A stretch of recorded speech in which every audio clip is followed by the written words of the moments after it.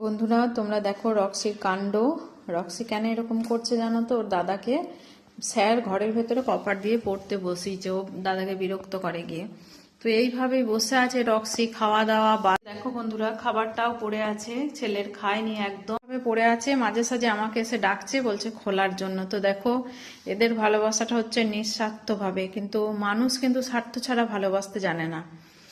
তো দেখো তোমরা কিরকম, দেখো এত বকে দাদা, এত মারবে, ইয়ে করবে, তারপরেও দেখো ওর জন্য কেমন বসে আছে। মানে কাউকে বিশ্বাস করতে পারছে না যে কেন দরজাটা বন্ধ করে নিয়ে আমার দাদাকে পড়াচ্ছে। প্রত্যেক দিনই এরকম করছে, আগে করতো না, এখন জানি না বড় হচ্ছে যত তত এইরকম হচ্ছে। তো দেখো কেমন বসে আছে। খেপা রক্সি, খুলতে বলবো? এই দেখো খুলতে বলার কথা বললেই কেমন নড়েছে। সব খুলতে বলবো, খুলতে হবে।